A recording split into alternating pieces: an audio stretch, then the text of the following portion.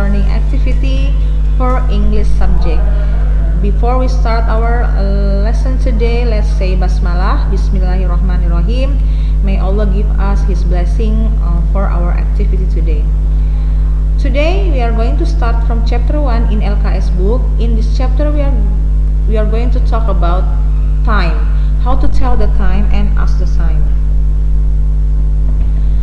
First, we start with the easy one. Kita mulai dengan yang mudah-mudah dulu, yaitu menyebutkan jam yang belum ada lewat 5 menit atau kurang 10 menit ya.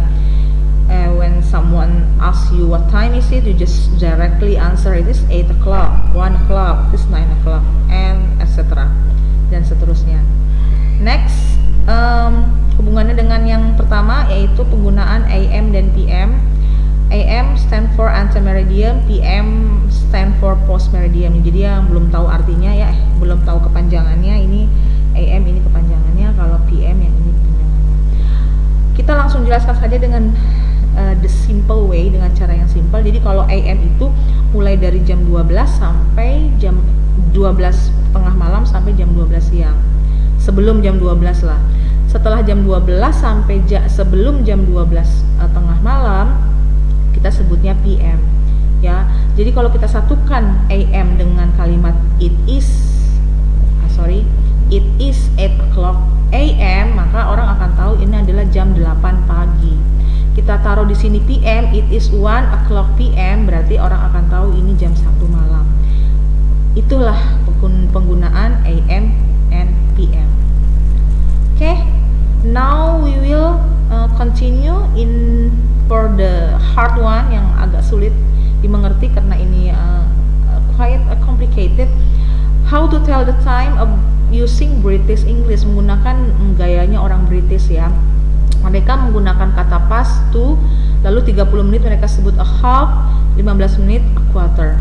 Kita bisa lihat di sini sebelah kanan, kalau posisi jam ada di sebelah, posisi jarum panjang ada di sebelah kanan, maka mereka menggunakan past. Lalu kalau posisi jarum panjang ada di sebelah kiri, mereka menggunakan to. Artinya kalau to itu akan menuju ke waktu berikutnya. Kalau jam 1 berarti udah mau jam 2. Kalau jam 2 kurang berarti udah mau jam 3 ya, seperti itu. Ya misalnya harap sih kelas 5 udah bisa baca jam ya. Jadi ini tidak terlalu sulit. Hanya saja cara penulisannya yang sering salah. Jadi contohnya misalnya 2:05, maka kita sebutnya it is 5 past 2. Yang rumit di sini adalah ketika kamu menuliskan jamnya, itu harus menuliskan dan menyebutkan jamnya, itu kamu harus menyebutkan menitnya dulu baru jamnya. Jadi sebutkan menitnya dulu. 2:10, it is 10 past 2 ya, jam 2:10.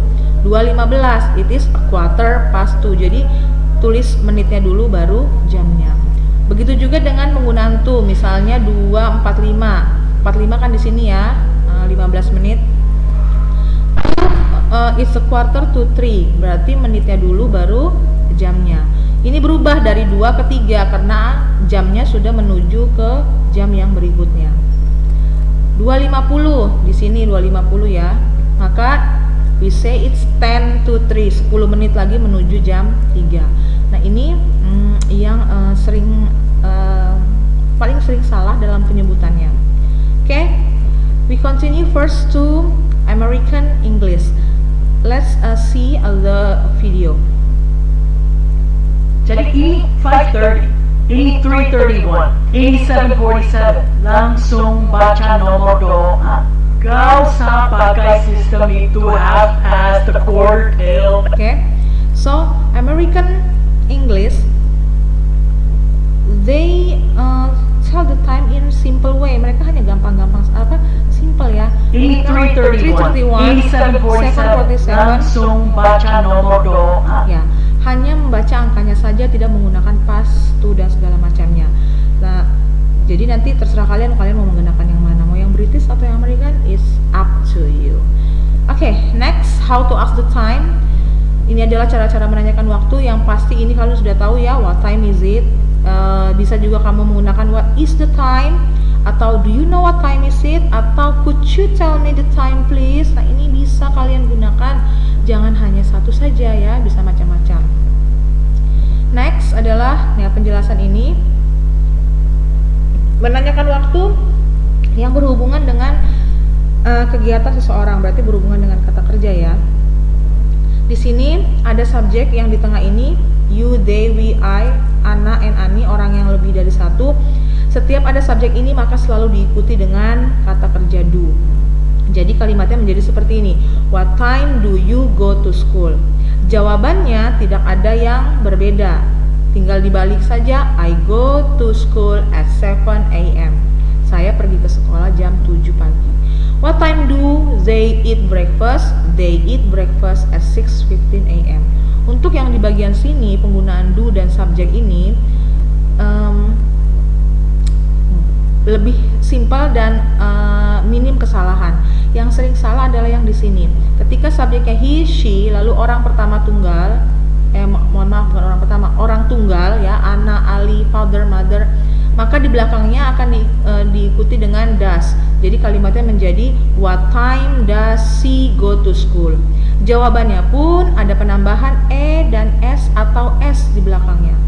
Es atau s menjadi he goes to school at 7 a.m. Nah, ini adalah yang paling sering keliru ketika menempatkan kata kerja setelah subjek ini. He, she, Ana, and Ali. Ana, Ali ya, father, mother, policeman, yang orangnya cuma satu, subjeknya cuma satu orang. Nah, jadi di sini harus diingat-ingat adalah ada penambahan es, ns ya. He goes to school at 7 a.m. Ana eat breakfast at 6 p.m. Kalau yang tadi yang do, nah ini masih gampang ya, jarang ada yang salah.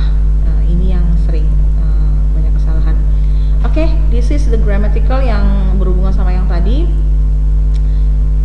What time do you get up? I get up at 6 o'clock. What time does he eat breakfast? He eats breakfast at 7 o'clock. Nah, ini ya, he eats karena subjeknya he, maka tambahan s di belakang kata kerja makan. What time does she go to school? She goes. Ada penambahan kata kerja di belakang kata go, pergi, menjadi goes. Bukan goes ya, tapi goes. She goes to school at 8 o'clock. Okay, that's all for today. I think you may be still rather confused with the this one. Nah, this one I will put a link from YouTube. You can click it and watch the video. Mungkin bisa menambah pemahaman kalian tentang penggunaan atau penyebutan jam dalam bentuk style British English ya. Semoga bisa membantu kalian dalam pemahamannya. Kalau ini insya Allah ya sudah pasti bisa, tinggal sebut aja. Lalu ini hanya diingat-ingat saja. Kalau does subjeknya ini, lalu kata kerjanya tambahkan s dan is. Kalau ada pertanyaan ya jangan ragu-ragu, tanyakan saja di Google Classroom. Gunakan Google Classroom itu sebaik-baiknya ya. Di situ ajang kita bertanya, bagaikan kelas virtual ya. Jadi bukan sekedar ngetik-ngetik biasa, tapi kamu mau bertanya, mau apalagi sharing atau segala macam, silahkan di Google Classroom.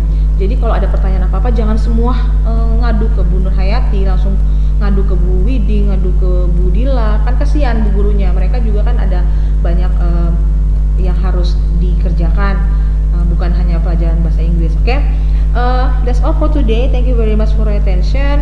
Kurang lebihnya mohon maaf. Sampai ketemu lagi on the next video. See you on the next video. Wabillahi taufiq wa hidayah. Wassalamualaikum warahmatullahi wabarakatuh. Bye bye guys. See you.